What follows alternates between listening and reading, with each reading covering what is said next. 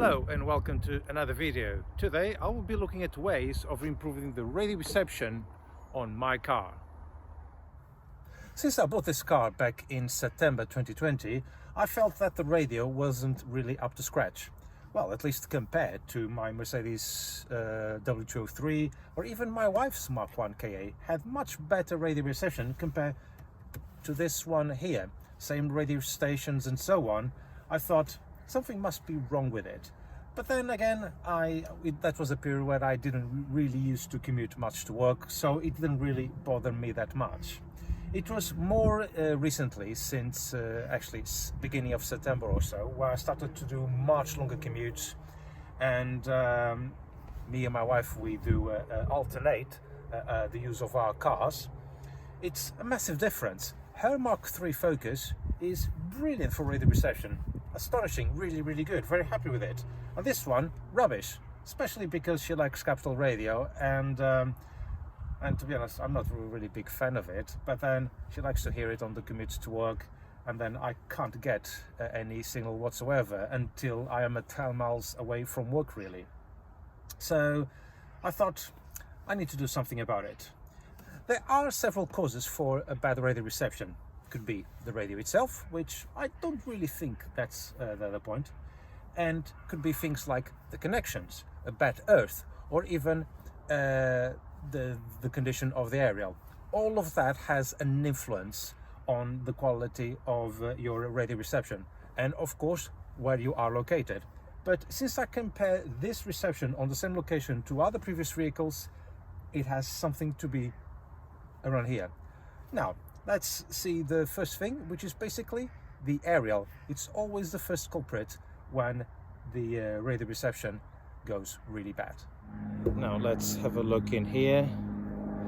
This actually comes off quite easily because I remove it frequently in order to do any car washes. And I guess it's not really too bad. But you could see some corrosion already started to creep in. And the same here on inside the aerial as well. The material started to degrade. So what I'm going to do is get the wire brush and brush all this around, and get a pick tool and then clean off the thread inside. So I did clean this up a bit more, but it looks like it polishes a little bit. The metal is still a little bit grey, and the same thing inside. So now let's see if there is an improvement.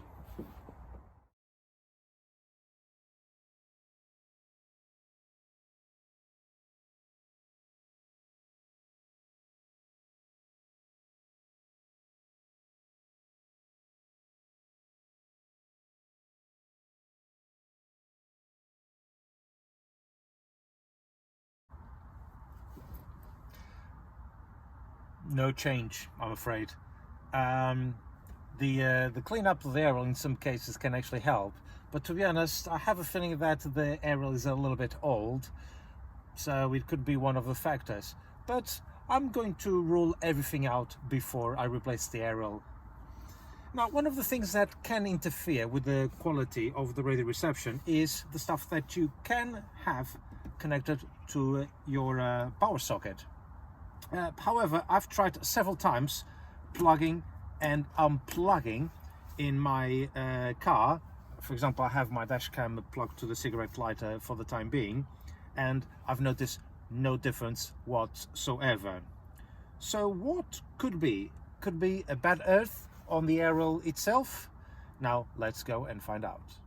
Okay, so the aerial is, the base is mounted just on the roof, just above the interior light. Now let's just going to remove it. I can just push it slightly with the fingers, just like that, just to remove this so that it can be just out of sight.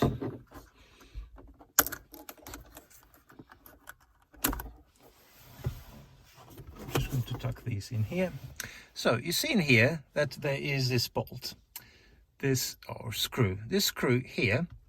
And this is the aerial cable that goes all the way to the radio, and you can actually check the connection, but before I'm going to remove the aerial so it doesn't just bounce back.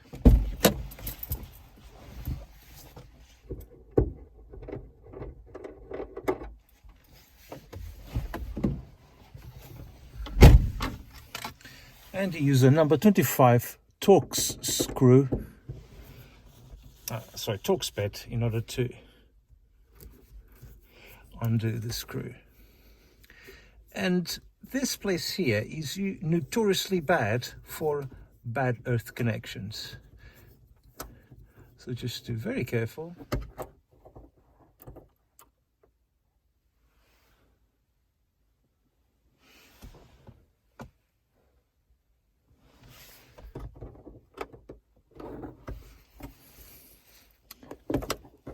So how does it work? You'll see you'll have this washer here, which basically isolates the earth from the positive. And then you've got this type of ring, which basically it's pointy and it crushes, it digs into the bodywork and creates the earth connection. And it looks like these look a little bit flat. I'm just going to raise them again a little bit more so that they have created a better connection with the bodywork.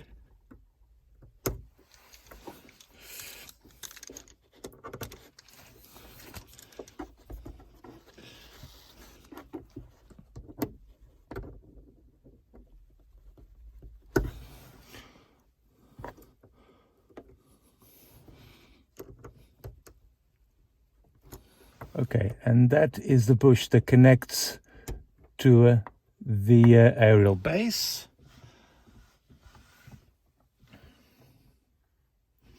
And then you have this screw in here, which has a little shim in here that should be in good condition, but you can't crush it too much, otherwise it will shorten the connection.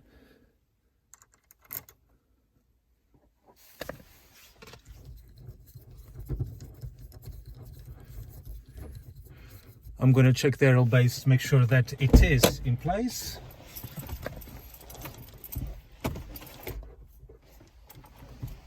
It is.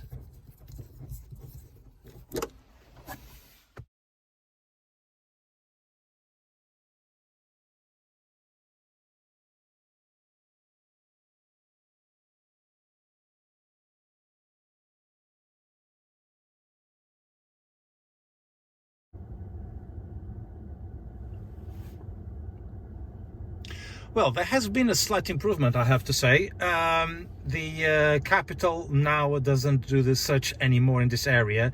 BBC 2 sometimes does the automatic search, but I can hear on the other radios that there has been a significant improvement. So the earth connection wasn't really that good, and hence the reason why it was affecting the radio quality.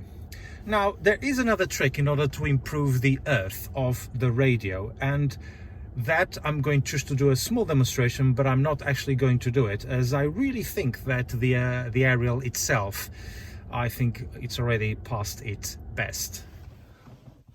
So one of the things that can be done in order to improve the earth connections is very simple. You feed a wire from your earth connection on the aerial to another earth connection, and you just simply do this. You basically connect a cable from, I'm not going to touch it, otherwise I'll shorten something here. You basically just do an earth connection from the base of the aerial, from the base where it touches the bodywork, and then you connect it to the earth of the interior light, which I think it is this one here. Yeah, I think, if I'm not mistaken, it could be this one here, if I'm not mistaken, so please correct me if I'm wrong. Basically, if you increase the earth connection from your device, you will end up doing an improvement on your earth connection, and therefore less interference, and therefore improving the radio quality signal. However, I think I'm going to order a new aerial, and I'm going to show you why. Well, as everyone knows, the aerials, they do degrade with time, and you can see in here that this metal surface, although it does look okay, it does have some corrosion, and you can keep cleaning it off with wire brushes and so on, but then with time things do start to degrade. Also, the material is already very flexible. You can see it starts cracking everywhere, and I know the aerials do have some flexibility because so that they don't snap in half.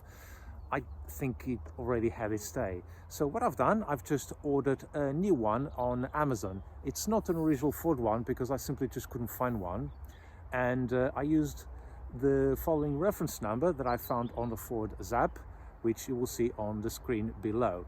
And I've got, for just over £10, a new aerial, which is exactly the same size as this one, and a aerial base, which I'm going to connect. So let's see how will be the results. So I've ordered a new aerial and base via Amazon, and surprisingly it actually arrived the following day, and I'm very happy with it. The unit costs just over £10. I will just put the link on the description, and now I'm going to mount it on the car.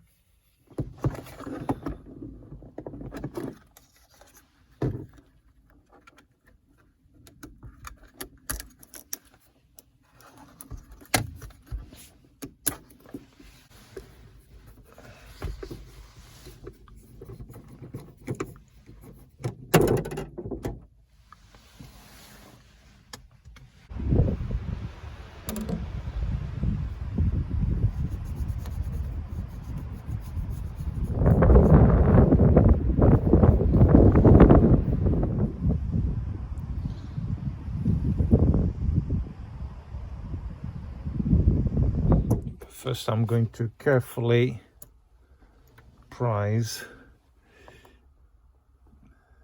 these spigots.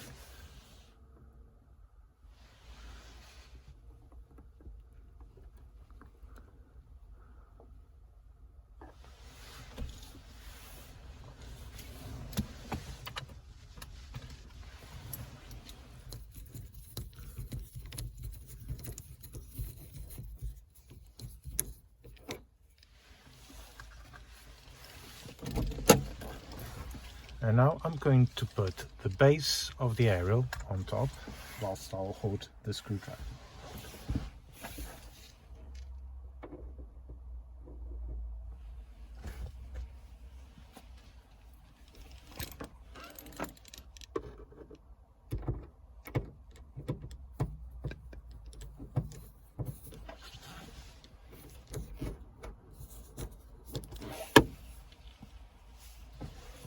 You need quite long arms to do this. I don't have very long arms, but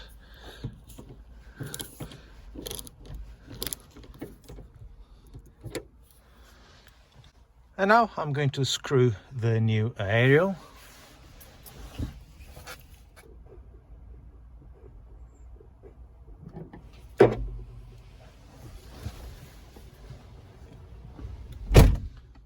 Now let's see if this works now.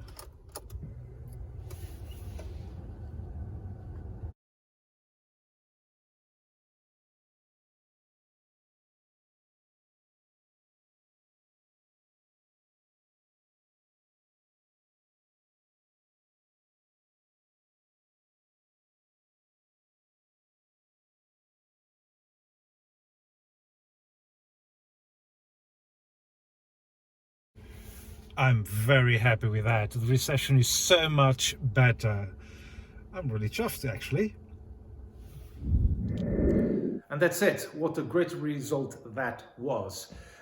This shows you how you can fix a problem by working your way up. starting from the cheapest solution in order to fix a problem and then working our way up to the most expensive. In this case, it was just a £14 aerial and base that I got from Amazon, and luckily it did arrive on the following day. I suppose I could replace the radio. It's not really the greatest radio, let's face it, but it does the job for now, and it will keep my wife happy on our commute to work so she can listen to Roman Camp. Anyway, so I'll be looking at installing Di-vct at some point, either replacing the whole unit or an add-on. I haven't quite decided yet. I will look into that in the next couple months. Money is tight at the moment. And that's basically the reason why I don't do a lot of videos. All of them are based according to necessity, really, according to the problems that I've had in the car, and then I try to fix them and then publish them for you to see. And hopefully these videos have been helpful to most of you that have a similar car to mine. So this is the last video of the year, so I would like to thank you everyone for all of your support, which has been invaluable in the last few months. I finally achieved a milestone, which is the 1,000 subscribers, and hopefully this will help towards the growth of the channel in the forthcoming months. Thank you very much for watching, and I wish you everyone a lovely Christmas and a happy New Year. Take care, and I'll see you on the next video.